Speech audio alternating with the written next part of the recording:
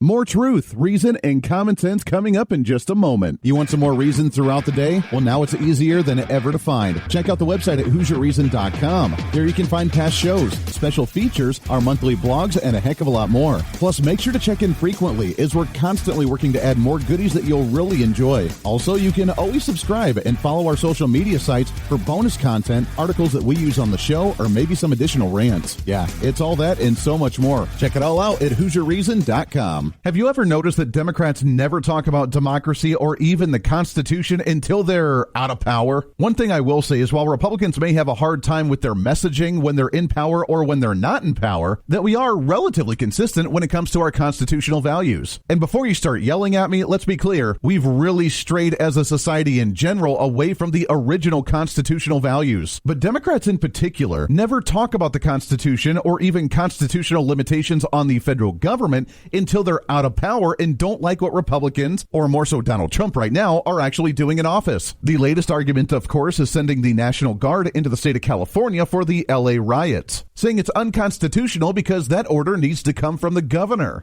Now, that argument is completely untrue, but if you really want to talk about constitutional limitations, we need to remind Democrats that being a sanctuary state or a sanctuary city for undocumented immigrants is also completely unconstitutional, as that issue is made to be dealt with at the federal level.